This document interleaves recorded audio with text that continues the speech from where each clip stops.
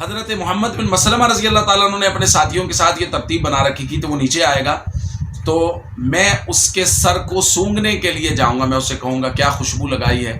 تو بسم اللہ الرحمن الرحیم نحمدہ ونصلی ونسلم علی رسولہ الکریم اما بعد. دروس سیرت النبی صلی اللہ علیہ وسلم کا سلسلہ جاری ہے اور آج اس کی 24ویں قسط ہے. سابقہ قسط میں 2 ہجری میں ہونے والے اہم واقعات کا ذکر کیا گیا تھا. 3 ہجری کے بالکل ابتدا میں نبی پاک صلی اللہ علیہ وسلم کو خبر ملی کہ غطفان قبیلے کی 2 شاخیں بنو ثعلبہ اور بنو محارب یہ دونوں نجد میں جمع ہو رہے ہیں اور آپس میں مشاورت کر کے ان کا مقصد ہے نبی پاک صلی اللہ علیہ وسلم یا مدینہ منورہ اور اس کے ارد گرد جگہوں پر راہزنی کریں گے یا یہاں پر لوگوں کو نقصان پہنچانے کے ارادے سے وہ لوگ جمع ہو رہے ہیں. نبی پاک صلی اللہ علیہ وسلم 450 صحابہ کرام کو ساتھ لے کے حضور علیہ الصلوۃ والسلام نے غطفان قبیلے کا رخ کیا اور حضور علیہ الصلوۃ والسلام نجد کی طرف بڑھے. جب وہاں حضور علیہ الصلوۃ والسلام پہنچے تو حضور علیہ الصلوۃ والسلام کے جانے سے پہلے یہ دونوں قبیلہ غطفان کی دونوں شاخیں ان کے تمام لوگ وہ منتشر ہو گئے. دعثور نامی ان کا سردار تھا اور اس کی مشاورت سے یہ لوگ جمع ہو رہے تھے. نبی پاک صلی اللہ علیہ وسلم نے وہاں کچھ دن قیام کیا، پھر حضور علیہ الصلوۃ والسلام نے وہاں سے واپسی فرمائی. اس پر ایک واقعہ لکھا گیا ہے اور یہ واقعہ زیادہ تر سیرت نگاروں کا کہنا یہ ہے کہ 2 مرتبہ پیش آیا، ایک مرتبہ اس میں اور ایک مرتبہ کسی دوسرے غزوہ میں، کہ بارش ہو گئی، صحابہ کرام کے نبی پاک صلی اللہ علیہ وسلم کے کپڑے بھیگ گئے تو سب نے اپنے اپنے کپڑے جو ہے ان کو خشک کرنے کے لیے درختوں پہ شاخوں پہ لٹکا دیا. نبی پاک صلی اللہ علیہ وسلم ایک درخت کے نیچے آرام فرما ہوئے. کچھ دیہاتیوں نے حضور کو دیکھا تو انہوں نے جا کے غطفان کے سردار کو یعنی دعثور کو کہا کہ نبی پاک صلی اللہ علیہ وسلم یعنی محمد جو ہے وہ وہاں آرام کر رہا ہے، تم جا کے اس کو قتل کر دو. اب یہ لڑاکا آدمی تھا، پہلوان تھا، سردار تھا، بہادر تھا. اب یہ آیا، اس نے اپنی تلوار اٹھائی اور حضور علیہ الصلوۃ والسلام سے پوچھا من یمنعک منی یا محمد آپ کو مجھ سے کون بچائے گا؟ حضور علیہ الصلوۃ والسلام کی زبان مبارک سے نکلا اللہ. اور اس کے بعد دعثور کا اپنا بیان ہے کہ مجھے ایسے لگا کہ کسی نے زور سے میرے سینے پہ مکہ مارا ہے اور میں بالکل دم بخود ہو کے گر گیا.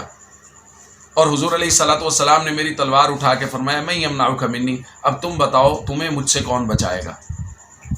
تو اس کے بعد حضور علیہ الصلوۃ والسلام سے اس نے پناہ مانگی تو حضور علیہ الصلوۃ والسلام نے اس کو پناہ دے دی اور اس کی تلوار بھی اس کو واپس کر دی. یہ اپنے قبیلے میں آیا اور آ کے اس نے قبیلے والوں سے کہا کہ محمد صلی اللہ علیہ وسلم جیسا کریم اور معاف کرنے والا شخص میں نے آج تک نہیں دیکھا. دعثور سے زیادہ اچھا انسان اگر کوئی ہے تو وہ محمد کریم صلی اللہ علیہ وسلم ہے. اور اس کے بعد دعثور نے اسلام قبول کر لیا. غزوہ غطفان سے واپسی پر نبی کریم صلی اللہ علیہ وسلم مدینہ منورہ میں قیام پذیر ہوئے اور اس دوران ربیع الاول 3 ہجری میں کعب بن اشرف کے قتل کا واقعہ پیش آیا. کعب بن اشرف ایک یہودی تھا، شاعر تھا، مالدار تھا اور حضور علیہ الصلوۃ والسلام سے بہت بغض و عناد رکھتا تھا. جب اس کو پتہ چلا کہ بدر کے میدان میں کفار کو اور مشرکین کو اور قریش کو سخت ہزیمت کا سامنا ہوا ہے تو بے حد رنجیدہ اور دکھی ہوا اور اس نے اس وقت یہ جملہ کہا کہ زمین کی پشت زمین کے ظاہر سے بہتر ہے. یعنی محمد صلی اللہ علیہ وسلم کو اس قدر واضح فتح ہوئی ہے کہ اب میرا زندہ رہنا ٹھیک نہیں ہے.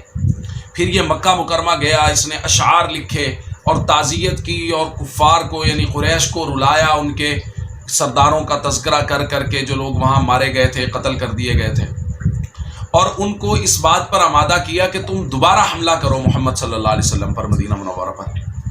اور ان کو ساتھ لے کے بیت اللہ شریف آیا، بیت اللہ کا غلاف پکڑ کے سب سے وعدہ لیا کہ دوبارہ حملہ کریں گے محمد صلی اللہ علیہ وسلم پر.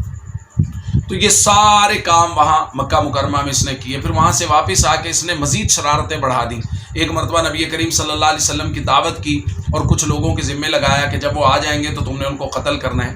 جبرائیل علیہ السلام نے حضور کو خبر دے دی اور لکھا ہے کہ ان کے پروں کے سائے میں حضور علیہ الصلوۃ والسلام وہاں سے واپس تشریف لے آئے. رضیہ اشعار پڑھتا تھا اور اس میں عشقیہ اشعار پڑھتا تھا اور مسلمانوں کی خواتین کا اس کے اندر ذکر کرتا تھا. نبی کریم صلی اللہ علیہ وسلم کی گستاخی پر مبنی اشعار پڑھتا تھا.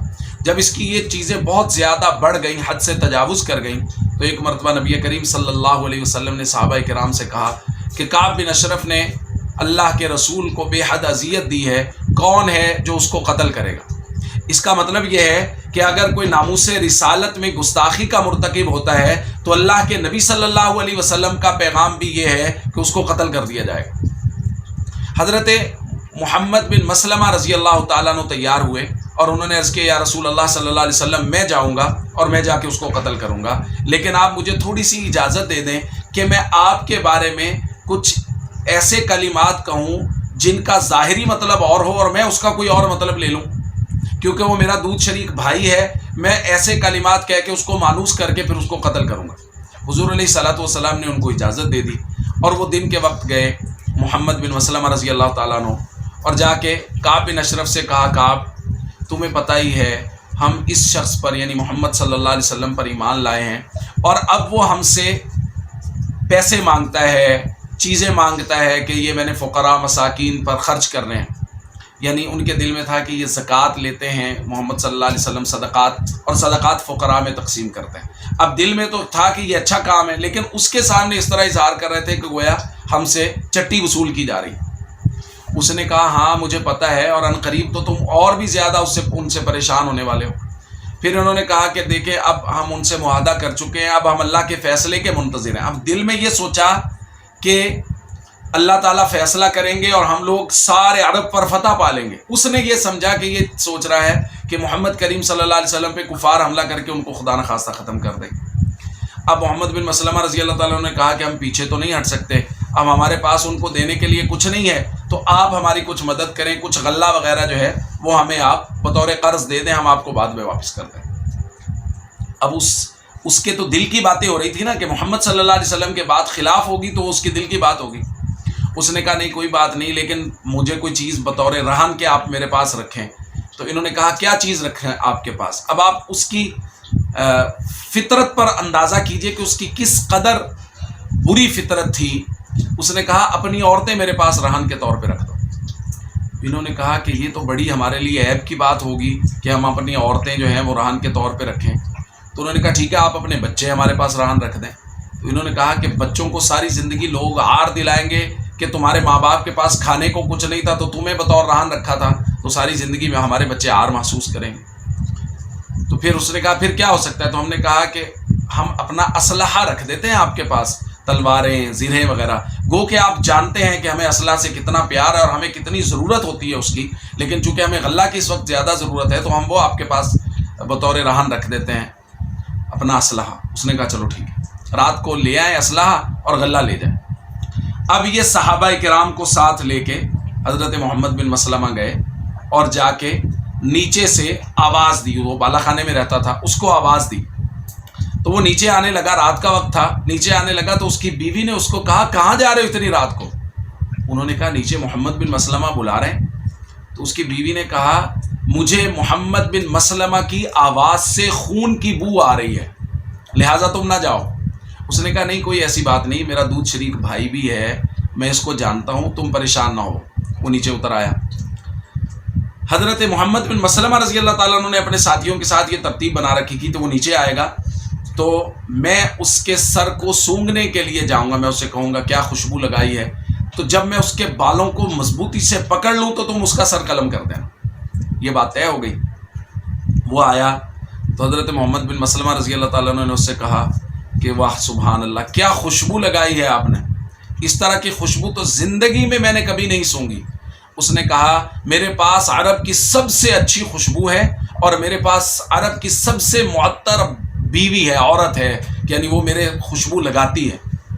تو انہوں نے کہا کہ اچھا میرا دل کرتا ہے کہ میں آپ کے سر سے خوشبو سونگھوں۔ انہوں نے کہا ٹھیک ہے۔ اب یہ گئے، انہوں نے جا کے اس کے سر سے خوشبو لی، پھر واپس آ گئے۔ تھوڑی دیر کے بعد کہا کیا ہی خوشبو تھی، دوبارہ اجازت دے۔ اس نے کہا دوبارہ اجازت۔ اب یہ گئے، انہوں نے اس کے بالوں کو مضبوطی سے پکڑ لیا اور پکڑ کے اپنے ساتھی کو اشارہ کیا تو ساتھی نے اتنے میں تلوار کا وار کر کے اس کا سر قلم کر دیا۔ نبی کریم صلی اللہ علیہ وسلم کی خدمت میں سر لایا گیا تو حضور علیہ الصلوۃ والسلام نے بے حد خوشی کا اظہار کیا کہ اللہ کے نبی کا دشمن قتل ہوا ہے۔